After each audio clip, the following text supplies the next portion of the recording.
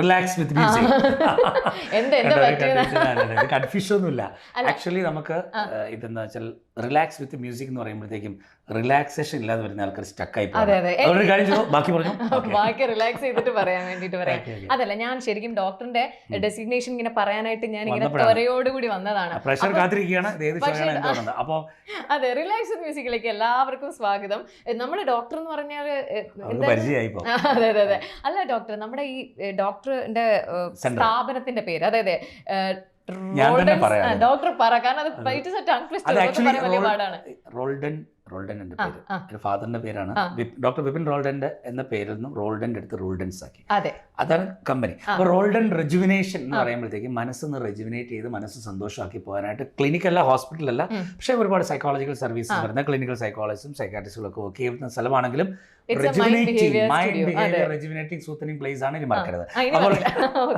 അപ്പൊ അതില് നമ്മുടെ ഡോക്ടർ വിപിൻ റോൾഡനാണ് നമ്മളോടൊപ്പം ഉള്ളത്. ഇന്നത്തെ നമ്മുടെ പ്രശ്നങ്ങളെല്ലാം പരിഹരിച്ച് സെറ്റ് ആക്കി തരും ഡോക്ടറെ. അല്ലെ ഡോക്ടറെ? നമ്മളെ ഉഷാറാക്കാം നമ്മളിന്ന്. അപ്പൊ ഇന്നത്തെ നമ്മുടെ ഒരു പുതിയൊരു വേർഡും കണ്ടുപിടിച്ചോണ്ട് ഞാൻ വന്നിട്ടുണ്ട് ഡോക്ടർ. വാക്ക് പുതിയതല്ലെങ്കിലും വളരെ ഇമ്പോർട്ടന്റ് ആണ്. വാക്ക് ഞങ്ങൾ ഒരുമിച്ച് പറയാം.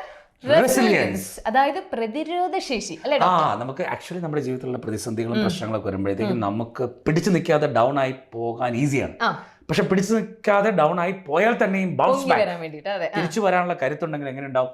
വീഴാതിരിക്കണമെന്ന് നമുക്ക് പറയാൻ പറ്റില്ല. ചിലപ്പോൾ വീണ് പോയെന്നിരിക്കും. വീണാൽ തന്നെ പരമാവധി പിടിച്ചു നിൽക്കുക, അഥവാ വീണാൽ തന്നെ ബൗൺസ് ബാക്ക്, ശക്തമായി തിരിച്ചു വരാൻ. അപ്പൊ ഡോക്ടർ, പ്രതിരോധം അല്ലെങ്കിൽ റെസിലിയൻസിനെ കുറിച്ചിട്ടാണ് നമ്മൾ സംസാരിക്കുന്നത്. തുടങ്ങിക്കോളൂ ഡോക്ടർ. അത് ആക്ച്വലി എന്ന് വെച്ചാൽ ഈ നമുക്ക് തിരിച്ചു വരിക എന്നുള്ളത് പോലെ തന്നെ പിടിച്ചു നിൽക്കുക എന്നുള്ളതാണ് നമ്മുടെ പ്രധാനപ്പെട്ട കാര്യം. നമ്മുടെ ജീവിതത്തിൽ സ്ട്രെസ് ഉണ്ടാവും, സ്ട്രെയിൻ ഉണ്ടാവും, ആൻസൈറ്റീസ് ഉണ്ടാവും, ബുദ്ധിമുട്ടുകൾ ഉണ്ടാവും. സ്നേഹിച്ച ആൾക്കാർ നമ്മളെ കാല് വാരിയിരിക്കാം, കൂടെ ഉണ്ടാവുമെന്ന് വിചാരിച്ചവർ കൂടെ ഉണ്ടാകാതെ വരുന്നിരിക്കും. ഇതൊക്കെ നിത്യസാധാരണമാണ്, സംഭവങ്ങളാണ്. പക്ഷെ ചില ആളുകൾ നമ്മൾ കാണുന്നുണ്ട്, അവനില്ലാത്തതിൻ്റെ പേരിൽ, അവളില്ലാത്തതിൻ്റെ പേരിൽ, അങ്ങനെ ചില കാര്യങ്ങൾ സംഭവിച്ചതിൻ്റെ പേരിൽ, ഇങ്ങനെ ഒരു പ്രശ്നം വന്നതിൻ്റെ പേരിൽ അവർ ജീവിതം അവസാനിപ്പിക്കുന്നു, അവരുടെ ജീവിതം ഇല്ലാണ്ടാക്കി കളയുന്നു. പലപ്പോഴും സ്ത്രീധനത്തിൻ്റെ പേരിലായിക്കോട്ടെ, മറ്റു ഇഷ്യൂസിൻ്റെ പേരിലായിക്കോട്ടെ, ഓക്കെ, സംഭവിച്ച ഇഷ്യൂസ് ഒക്കെ നെഗറ്റീവാണ്. അത് നമുക്കുണ്ടാകുന്ന ഇമോഷണൽ ഇഷ്യൂസ് ഒക്കെ വലുതാണ്. എന്നാൽ പോലും നമ്മുടെ ഒരൊറ്റ ജീവിതം പരീക്ഷയുടെ പേരിലോ അപ്പൊ ലൈസൻസ് കിട്ടാതെ താമസിച്ചു എന്നുള്ളതിന്റെ പേരിൽ ജീവിതം അവസാനിപ്പിക്കുക എന്നൊക്കെ പറഞ്ഞ ന്യൂസുകൾ വരുമ്പോൾ നമുക്ക് അവരെ ഒരിക്കലും അവമതിക്കുന്നില്ല, കളിയാക്കുന്നില്ല. പക്ഷെ എങ്കിൽ പോലും ആ മനസ്സ് റെസിലിയൻസ് കോച്ച് ചെയ്യപ്പെട്ടിട്ടില്ല, ആ പ്രതിരോധ ശേഷി യഥാർത്ഥത്തിൽ നേടിയിട്ടില്ല. ജീവിതത്തിൽ ഉണ്ടാകുന്ന പ്രതിരോധങ്ങളെ നമുക്ക് വാക്സിൻ എടുക്കുന്ന പോലെ തന്നെ നമ്മുടെ ചുറ്റുമുള്ള അസ്വസ്ഥതകളെ നേരിടാൻ തക്കവണ്ണം മനസ്സിനെ നമുക്കൊന്ന് ഉഷാറാക്കുകയും ഉണർത്തുകയും ചെയ്യാനായിട്ടുള്ള പരിശീലനങ്ങളും നമുക്കിന്നുണ്ട്. അഥവാ എൻ്റെ മനസ്സിന് കട്ടിയില്ല, തൊട്ടാവാടി സ്വഭാവമാണെന്ന് തോന്നുന്നുണ്ടെങ്കിൽ ടച്ച് മീ നോട്ട് ആൾക്കാർ ഞങ്ങളുടെ മനസ്സിനൊന്ന് കരുത്തുള്ളവരാക്കാനായിട്ട് മെന്റൽ ടഫ്നെസ്സിൽ ട്രെയിനിങ് ഒക്കെ നടക്കുന്ന കാലമാണ്. ഇതൊക്കെ സൈക്കോതെറാപ്പിസ്റ്റുകൾ അല്ലെങ്കിൽ തെറാപ്പിസ്റ്റുകൾ, സൈക്കോളജിസ്റ്റുകൾ ഇപ്പോൾ ചെയ്യുന്ന വിഷയങ്ങളാണ്. ഓക്കെ, അപ്പൊ നമ്മൾ ഈ റെസിലിയൻസ് എങ്ങനെയാണ് ചെറുതിലേ ഒന്ന് ബിൽഡ് ചെയ്ത് വരാൻ പറ്റുക? നമുക്ക് സത്യം പറഞ്ഞു കഴിഞ്ഞാൽ ചെറുപ്പം കാലം മുതലേ തന്നെ നമുക്ക് പ്രതീക്ഷിക്കാത്ത അമിതമായ ലാളനയുള്ള കുട്ടികൾക്ക്, വഴക്ക് കിട്ടാതെ വരുന്ന കുട്ടികൾക്ക് പിന്നീട് ആരെങ്കിലും ഒരു വഴക്ക് പറഞ്ഞു കഴിഞ്ഞാൽ അവർ ഡൗൺ ആയി പോകും. അതുകൊണ്ട് ചില തെറ്റ് കണ്ടാൽ അത് ചൂണ്ടിക്കാണിക്കുകയും വഴക്ക് പറയുകയും ചെയ്യുന്നതിനകത്ത് കുഴപ്പമില്ല. തല്ലോടലോടൊപ്പം തന്നെ തല്ലും പണ്ട് കാലം മുതൽ വന്നത് ക്ലിയർ ആണ്. ഇപ്പോൾ 1 ഉള്ളൂ 2 ഉള്ളൂ എന്നൊക്കെ പറഞ്ഞിട്ട് നമ്മൾ പലപ്പോഴും വഴക്ക് പറയാനുള്ള പരമാവധി സാഹചര്യങ്ങൾ ഒഴിവാക്കി വരുമ്പോഴേക്കും ഈ സൊസൈറ്റി അച്ഛനും അമ്മയും നോക്കിയ പോലെ കുട്ടിയെ നോക്കില്ല. സൊസൈറ്റി എപ്പോഴും ക്രിറ്റിസിസം ഡെഫിനറ്റ്ലി ക്ലാസ്സിന് പുറത്തിറക്കി നിർത്തിരിക്കും, അല്ല അസൈൻമെന്റ് ചിലപ്പോൾ വലിച്ചെറിഞ്ഞിരിക്കും. ചിലപ്പോൾ ചില ആളുകൾ വിചാരിച്ച സ്ഥലത്ത് നമുക്ക് അക്സെപ്റ്റൻസ് തന്നിരിക്കത്തില്ല. അവിടെയൊക്കെ നമുക്ക് എൻ്റെ അച്ഛൻ നോക്കിയല്ലോ, എൻ്റെ അമ്മ നോക്കിയല്ലോ, എന്നെ ആരും നോക്കുന്നില്ലോ എന്ന് വിചാരിച്ചു പോകുന്ന കുട്ടിക്ക് പിടിച്ചു നിൽക്കാൻ പറ്റാതെ ഡൗൺ ആകുന്നു, ചിലപ്പോൾ ഡ്രഗ്സിൽ പോകുന്നു, ചിലപ്പോൾ നിരാശപ്പെട്ടു പോകുന്നു, ജീവിതം കളഞ്ഞു പോകുന്ന ഒക്കെ അവസ്ഥയിലേക്ക് വരാതിരിക്കാൻ ഡെഫിനറ്റ്ലി പാമ്പറിങ്ങിനേക്കാളും ഉപരിയായിട്ട് അവരുടെ ജീവിതത്തിൽ ഒരു പ്രശ്നം ഉണ്ടെങ്കിൽ അതിനെ നേരിടാൻ തക്ക ചില മോഡൽസ് കൂടെ നമ്മൾ ചെറുപ്പം മുതലേ ഡ്രിൽ ചെയ്യപ്പെടുന്നത് നല്ലതായിരിക്കും. അപ്പൊ ഡോക്ടർ, നമ്മൾ ഇന്ന് സംസാരിച്ചുകൊണ്ടിരിക്കുന്നത് റെസിലിയൻസിനെ കുറിച്ചിട്ടാണ്, പ്രതിരോധത്തെ കുറിച്ചിട്ട്. അപ്പൊ നമുക്ക് ഈ ചെറുതിലേ തൊട്ട് ഈ കണ്ടുകൊണ്ടിരിക്കുന്ന പാരന്റ്സ് ആണല്ലോ, അപ്പൊ കൂടുതലും പാരന്റ്സിന് കുട്ടികളെ എങ്ങനെ നമുക്ക് ഈ റെസിലിയൻസ് എന്നുള്ള ഒരു സംഭവത്തിനെ കുറിച്ച് ഗൈഡ് ചെയ്യാൻ പറ്റും, എങ്ങനെ ബിൽഡ് ചെയ്യാൻ പറ്റും? ഇതിൽ കുറെ കാര്യങ്ങളുണ്ട്. പേരൻസിന്റെ പേഴ്സണാലിറ്റി ഇതിനകത്ത് പേരൻസ് എങ്ങനെയാണ് ഓരോ ഇഷ്യൂസിനെ കാണുന്നത്, അയ്യോ ഇനിയിപ്പോൾ എന്ത് ചെയ്യും, ജീവിതം അവസാനിച്ചല്ലോ എന്ന പോലെ സംസാരിച്ചുകൊണ്ടിരിക്കുകയാണെങ്കിൽ കുട്ടി അത് ഏറ്റുപാടും, അയ്യോ എൻ്റെ ജീവിതം പോയല്ലോ. അപ്പോൾ പേരൻസ് എന്ത് ചെയ്യുന്നത് വെച്ചാൽ ഓരോ കാര്യങ്ങളെ കുറിച്ച് ഇത്ര അനുഭവ സമ്പത്തുള്ളപ്പോഴേക്കും ഇത് കൂടുതലൊന്നും നമുക്ക് ജീവിതത്തിൽ സംഭവിക്കാനൊന്നുമില്ല. പല കാര്യങ്ങളും ഉണ്ടാവും, ഉണ്ടെങ്കിൽ തന്നെ അത് ഒരു ഏത് വലിയ രാത്രി എന്തൊക്കെ പ്രശ്നം ഉണ്ടെങ്കിലും പിറ്റേ ദിവസം പറയുന്നതൊക്കെ പറയുന്ന കോമൺ പ്രയോഗം പോലെ എന്തു വന്നാലും നമുക്ക് നേരിടാനേ ഇങ്ങോട്ട് വരട്ടെ. നമ്മളിൽ എന്ന് പറഞ്ഞാൽ പറയുന്ന അച്ഛനും അമ്മയും ഒക്കെ ഉള്ള വീട്ടിലെ കുട്ടികൾക്കെല്ലാം നല്ല ഗട്ട്സ് ആയിരിക്കും. ഇത് കൂടാതെ തന്നെ കുട്ടികൾ ചെറുപ്പത്തിൽ തന്നെ ചെയ്യുന്ന കുറേ നല്ല കാര്യങ്ങളൊക്കെ കാണുമ്പോഴേക്കും കൊള്ളാം, നീ അങ്ങനെ ചെയ്ത് നന്നായി, കാരണം ഇങ്ങനെയാണ് ചെയ്യേണ്ടത്. ചില പിള്ളേരൊക്കെ ഭയങ്കര പേടിത്തൊണ്ടന്മാരാണ്, പേടിത്തൊണ്ടികളാണ്, അവരെ ചെയ്യുന്നത് അങ്ങനെയല്ല, പക്ഷെ എൻ്റെ മോൻ അങ്ങനെ ചെയ്ത് കൊള്ളാം. അപ്പോൾ അവന് തന്നെ ഒരു പ്രൗഡ് ഫീലിംഗ് വരുന്നുണ്ട്. സെൽഫ് എസ്റ്റീം നന്നായിട്ട് ബിൽഡ് ചെയ്യുകയും ചെയ്യണം. ഓരോ നല്ല കാര്യങ്ങൾ കാണുമ്പോഴേക്കും കൊള്ളാം, നന്നായിരിക്കുന്നു, കൊള്ളാം എന്ന് പറയുകയും ചെയ്യണം. അറ്റ് ദ സെയിം ടൈം ചില കറക്ഷൻസ് പറഞ്ഞു കൊടുത്തിട്ട് എന്തിനാണ് ഞാൻ ഈ കറക്ഷൻ പറഞ്ഞത്, എന്തിനാണ് ഈ അടിച്ചത് എന്ന് പറയുന്ന പോലെ. അപ്പോൾ അതുകൊണ്ട് ഇത് മോൻ വളരെ സ്ട്രോങ് ആയിട്ട് പവർഫുൾ ആയിട്ട് ഈ കാര്യങ്ങൾ ഡീൽ ചെയ്യാൻ വേണ്ടിയാണെന്നുള്ള രീതിയിലൊക്കെയുള്ള കോൺവെർസേഷൻസും ആകാം. പത്രങ്ങളിലൊക്കെ പലപ്പോഴും ചെറിയ ചെറിയ കാര്യങ്ങൾക്ക് വേണ്ടി ആൾക്കാർ ജീവിതം അവസാനിപ്പിച്ച പോലത്തെ ന്യൂസൊക്കെ കാണുമ്പോഴേക്കും ഇതായിരുന്നില്ലല്ലോ ഇതിൻ്റെ പ്രതിനിധി സൊല്യൂഷൻ എന്ന് പറഞ്ഞ് ചർച്ചകളാകാം. മക്കളും ഇരിക്കുന്ന പേരൻസ് സംസാരിക്കും, ഇതിനുപോലെ എത്രയൊക്കെ ഓപ്ഷൻ ഉണ്ടായിരുന്നു, അങ്ങനെ ചെയ്യാറുന്നല്ലോ, ഇങ്ങനെ ചെയ്യാറുന്നല്ലോ. അപ്പോൾ ഈ മോഡൽസ് വരുമ്പോഴേക്കും ഇതൊന്നും അല്ല അവസാനം. നിസ്സാര പ്രശ്നങ്ങൾ ജീവിതം അവസാനിപ്പിക്കുകയല്ല, ഒളിച്ചോടുകയല്ല, മറിച്ച് ജീവിതത്തെ ഫേസ് ചെയ്യണം. എന്ത് പ്രശ്നം ഉണ്ടെങ്കിലും അതിന് മറികടക്കാൻ പറ്റും എന്ന ഒരു ഫീല് കുട്ടികൾ ചെറുപ്പം മുതലേ ഡെവലപ്പ് ചെയ്ത് വരും.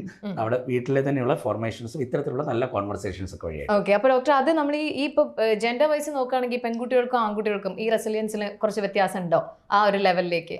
നമുക്കിതിനകത്തെ പെൺകുട്ടി ആൺകുട്ടി എന്നുള്ളതിനേക്കാൾ ഇപ്പോൾ ഈ അമൂൽ ബേബീസ് ആൺകുട്ടികളുണ്ട്. ഓവർ പാമ്പറിംഗ് ഇവരെന്ന് പറഞ്ഞാൽ ഇവര് ഒരു കാര്യം പറഞ്ഞു കഴിഞ്ഞാൽ ഒരു 2 മാസം ഇരുന്ന് ഓവർ തിങ്ക് ചെയ്തുകൊണ്ടിരിക്കും. എന്നാലും സാർ അങ്ങനെ എന്നെ കുറിച്ച് ചിന്തിച്ചില്ലായിരുന്നോ, അല്ലെങ്കിൽ മേഡം അങ്ങനെ ചിന്തിച്ചില്ലായിരുന്നോ. അപ്പോൾ ഇന്നാ ഇതേ സമയത്ത് വളരെ ഗട്ട്സ് ആയിട്ട് സൂപ്പറായിട്ട് ഡീൽ ചെയ്യുന്ന പെൺകുട്ടികളുണ്ട്. ഫോർമേഷൻ ഇത് തന്നെ ഇമ്പോർട്ടൻറ്റ്. ഏത് വീട്ടിൽ നിന്ന് വരുന്നു, ആരുടെ അണ്ടറിലാണ്, പ്രത്യേകിച്ചും പേരൻസിന്റെ, സഹോദരങ്ങളുടെ, ബന്ധുജനങ്ങളുടെ, ആ വീടിന്റെ ഫാമിലിയുടെ തന്നെ കൾച്ചറുണ്ട്. വല്ലാണ്ടൊരു ആൻസൈറ്റി ഉള്ള ഫാമിലിയിൽ നിന്ന് വരുന്നത് ആണായിക്കോട്ടെ പെണ്ണായിക്കോട്ടെ പേടിത്തൊണ്ടന്മാരായിരിക്കും, ഭയങ്കര എപ്പോഴും ഉൾക്കൊള്ളും. അപ്പോൾ അതുകൊണ്ട് തന്നെയാണ് പലപ്പോഴും നമ്മൾ ഈ അണ്ടർലൈനിങ് ഇമോഷണൽ ഇഷ്യൂസും പലപ്പോഴും ഈ ഒരു പേഴ്സണാലിറ്റി പാറ്റേണും നമ്മൾ മനസ്സിലാക്കാതെ വീട്ടിൽ കുഴപ്പമൊന്നുമില്ല, എല്ലാം ഓക്കെ എന്ന് പറയും. പക്ഷെ ഫുള്ള് പേടിയുള്ളവരുടെ വീടായിരിക്കും. പക്ഷെ അവിടെ നിന്ന് എങ്ങനെയാണ് നമുക്ക് ആത്മവിശ്വാസമുള്ള ഒരാളെ കിട്ടുക? അതുകൊണ്ട് തന്നെ എന്തെങ്കിലും അസ്വസ്ഥതകൾ ഉണ്ടെങ്കിലും ഒരു ഡിസോർഡർ വേണമെന്നില്ല. പലപ്പോഴും ഒരു സൈക്കോളജിസ്റ്റിനെ കാണാനെന്ന് പറയുന്നത് എന്താണെന്ന് വെച്ചാൽ നമുക്ക് കോൺഫിഡൻസ് കൂടാനും മനസ്സുറപ്പിക്കാനും നല്ല ഊർജ്ജം വരാനും ഒക്കെയും നമ്മൾ കാണുമ്പോൾ ആത്മവിശ്വാസമുള്ള ജനറേഷൻ നമുക്ക് ഡെവലപ്പ് ചെയ്യാൻ പറ്റും. അപ്പോൾ ഡോക്ടർ, നമ്മൾ ഇന്ന് സംസാരിച്ചുകൊണ്ടിരിക്കുന്നത് റെസിലിയൻസിനെ കുറിച്ചിട്ടാണ് അല്ലേ? പലർക്കും അതിനെക്കുറിച്ച് ഒരു അവയർനെസ് ഇല്ല. മേ ബി ആ ടേം തന്നെ കേൾക്കുന്നത് ഇപ്പം നമ്മുടെ എപ്പിസോഡിലൂടെ ആയിരിക്കാം. കാരണം നമുക്ക് എല്ലാവരും ഈ ഒരു ഘട്ടത്തിലൂടെ നമ്മൾ കടന്നു പോകുന്നുണ്ട്. അല്ലെങ്കിൽ റെസിലിയൻസ് ഇല്ലായ്മ, അല്ലെങ്കിൽ റെസിലിയൻസ് ഉള്ള മനുഷ്യർ അങ്ങനെയൊക്കെ ഉണ്ടാവും. പക്ഷേ ആ പ്രതിരോധം എങ്ങനെയാണ് നമ്മൾ ഡെവലപ്പ് ചെയ്യേണ്ടതെന്നും, അതും പ്രത്യേകിച്ചും കുഞ്ഞു കുട്ടികൾ സ്കൂൾ ടൈമിൽ തൊട്ട് അവരുടെ ഒരു പാഠ്യ വിഷയമായിട്ട് ഇത് കൊണ്ടുവരണം എന്നാണ് എനിക്ക് തോന്നുന്നത്. ഡോക്ടർ എന്താണെന്ന് വെച്ചാൽ ഈ സാധനം ഫിസിക്സ് പഠിപ്പിക്കുന്ന, കെമിസ്ട്രി, ബയോളജി ഇങ്ങനെ എല്ലാം പഠിപ്പിക്കുന്നുണ്ട്. പക്ഷെ മനഃശാസ്ത്ര സംബന്ധമായിട്ടുള്ളൊരു മേക്ക് ഓവർ നമ്മുടെ ചെറിയ ക്ലാസ് മുതൽ ഇല്ല. അപ്പോൾ ലൈഫ് സ്കിൽസ് എഡ്യൂക്കേഷൻ വേണം എന്നൊക്കെ പറഞ്ഞിട്ട് ഇറക്കിയിട്ടുണ്ടെങ്കിൽ ഇത് പേരിന് വേണ്ടി മാത്രം ആയി പോകുന്നു, നടക്കണില്ല. അതുകൊണ്ട് തന്നെ നമ്മൾ കൊച്ചുനാൾ മുതലേ നമുക്ക് പല കാര്യങ്ങൾ അല്പം കൂടി അപ്ഗ്രേഡഡ് ആയിട്ട് നമ്മുടെ പാഠ്യപദ്ധതി പരിഷ്കരിക്കപ്പെട്ടാൽ, അത് CBSE ആയിക്കോട്ടെ, ICSE ആയിട്ട്, സ്റ്റേറ്റ് സിലബസ് ആയിക്കോട്ടെ, നമ്മുടെ കുട്ടികൾക്ക് അവരുടെ അനാവശ്യമായ കാര്യങ്ങൾ ജീവിതത്തിൽ ഒളിച്ചോടേണ്ടി വരുന്ന സാഹചര്യം, ജീവിതം തന്നെ ഇല്ലാണ്ടാക്കി പോകുന്ന സാഹചര്യങ്ങളൊക്കെ സത്യത്തിൽ സിമ്പിളായിട്ട് നമ്മൾ ഹാൻഡിൽ ചെയ്യാവുന്ന കാര്യങ്ങളാണെങ്കിൽ ഇവർ മനസ്സിലാക്കി ഡെവലപ്പ് ചെയ്ത് വരേണ്ടത് തന്നെയാണ്. ജീവിതത്തിൽ ഏത് തുറയിലുള്ളവരായിക്കോട്ടെ, അത് ഫൈനാൻഷ്യൽ ക്രൈസിസ് ഉള്ളവരായിക്കോട്ടെ, ഹെൽത്ത് ക്രൈസിസ് ഉള്ളവരായിക്കോട്ടെ, നിങ്ങളുടെ ജീവിതം അവസാനിപ്പിക്കേണ്ടതുള്ളതല്ല, ജീവിക്കേണ്ടത് തന്നെയാണ്. പ്രതിരോധം എന്ന് പറഞ്ഞാൽ പ്രതിരോധിച്ച് നിൽക്കണം. അപ്പോൾ ഒരു വാക്ക് വേണമെങ്കിൽ നമുക്ക് പ്രേക്ഷകർക്കായിട്ട് ഷെയർ ചെയ്യാന്നുള്ളത്. നമ്മുടെ ജീവിതത്തിൽ കുറേ പ്രശ്നങ്ങൾക്ക് വരുമ്പോഴത്തേക്കും നമുക്ക് നല്ല സ്ട്രോങ് ആയിട്ട്, ഇത് ക്രിക്കറ്റിൽ നമ്മൾ പ്ലേയേഴ്സിനൊക്കെ ഞാൻ പലപ്പോഴും പഠിപ്പിക്കുന്ന സാധനമാണ് നെവർ ഗീവ് അപ്പ് എന്ന് പറഞ്ഞാൽ വിട്ടുകൊടുക്കില്ല. നെവർ ഗീവ് അപ്പ് എന്നുള്ള വാക്ക് വേണം ഇങ്ങനെ മുറിയിലൊക്കെ എഴുതി വെക്കുക, ഒട്ടിച്ചു വെക്കുക. നെവർ ഗീവ് അപ്പ്, വിട്ടുകൊടുക്കത്തില്ല. സാഹചര്യം മൊത്തം മോശമാണ്, നെവർ ഗീവ് അപ്പ്. ആരും എൻ്റെ കൂടെ ഇല്ല, നെവർ ഗീവ് അപ്പ്. എനിക്ക് മൊത്തം പരാജയങ്ങളാണ്, നെവർ ഗീവ് അപ്പ്. ഈ നെവർ ഗീവ് അപ്പ് പറഞ്ഞ് മുമ്പോട്ട് പോയി നമ്മൾ വിജയിക്കുക എന്നുള്ളത് നമ്മുടെ ധർമ്മമാണ്. വിജയിക്കാതെ നമ്മൾ മാറിയിരുന്നാലും ആൾക്കാർ പറയുന്നത് അവനൊക്കെ വേണമെങ്കിൽ നെവർ ഗീവ് ഒക്കെ പറഞ്ഞ് പോകാമായിരുന്നു, ഇങ്ങനെയൊക്കെ പറയുമ്പോഴാണ് നിങ്ങളതൊന്നും എന്നോട് പറഞ്ഞു നിങ്ങളോട് ചോദിക്കും. ഇതൊന്നും ഈ വാക്കുകൾ പറയുന്നില്ല. പക്ഷേ ലോകം നമ്മുടെ കൂടെ അങ്ങനെ വരണമെന്നില്ല. വിജയിക്ക് മുമ്പോട്ട് പോയി നമ്മൾ കാണിച്ചു കൊടുക്കുമ്പോൾ ലോകം തന്നെ ഫോളോ ചെയ്തോളും. ആരെങ്കിലും ഫോളോ ചെയ്യിക്കാനോ ജാഥ ഉണ്ടാക്കാനോ അല്ല ഞാൻ പറഞ്ഞതിൻ്റെ അർത്ഥം. We have one life. ഈ നമുക്കുള്ള ഈ വൺ ലൈഫിനെ അടിപൊളിയാക്കണമെങ്കിൽ പ്രതിരോധത്തോടുകൂടി കരുത്തോടുകൂടി മുമ്പോട്ട് പോകുക എന്നുള്ളത് നമ്മുടെ ബർത്ത് റൈറ്റ് ആണ്. ഇത് പുറത്തുനിന്ന് ആരും തന്നാലും തന്നില്ലെങ്കിലും ഞാൻ ജീവിക്കും. Because this is my life ഗിഫ്റ്റായിട്ട് കിട്ടിയതാണെന്ന് നമ്മൾ പ്രഖ്യാപിച്ച് അങ്ങോട്ട് അടിപൊളിയായിട്ട് പോയി കഴിഞ്ഞാൽ ലൈഫിൽ ഫുള്ള് സുഹൃത്ത്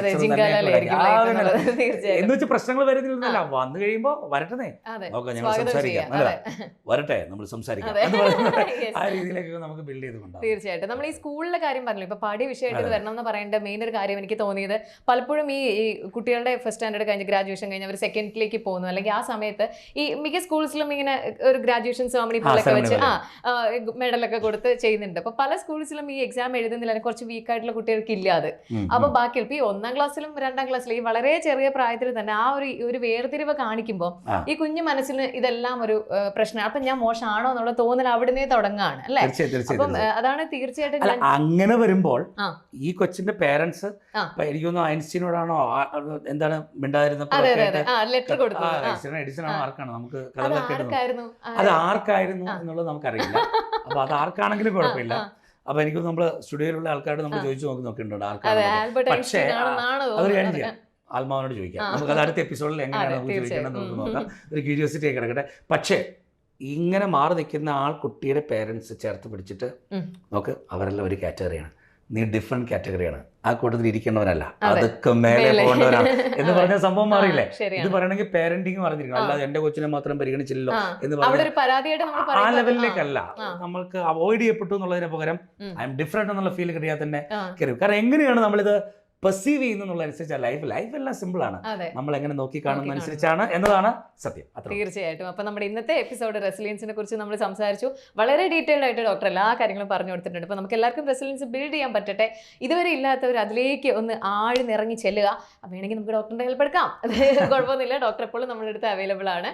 അപ്പൊ നമുക്ക് അടുത്ത എപ്പിസോഡിൽ വീണ്ടും കാണാം നല്ലൊരു പുതിയ ടോപ്പിക്കുമായി. Till then, it's bye from Shweta Senthil and Dr. Vipin Roland. Bye.